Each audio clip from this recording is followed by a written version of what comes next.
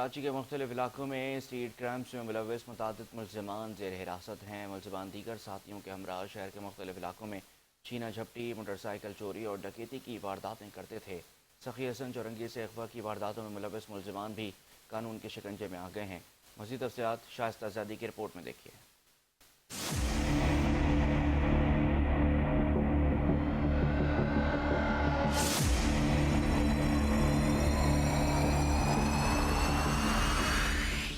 Site super high وے پر street crime کی وارداتوں میں ملوث کم عمر ملزم گرفتار ہو گیا۔ ملزم اپنے دیگر ساتھیوں کے ہمراہ کراچی کے مختلف علاقوں میں متعدد وارداتیں کر چکا ہے۔ نیو کراچی بلال کالونی میں پولیس موبائل پر فائرنگ کرنے والے 2 ملزمان زخمی حالت میں پکڑے گئے۔ ملزمان موٹر سائیکلیں چھیننے کی وارداتوں میں بھی ملوث تھے۔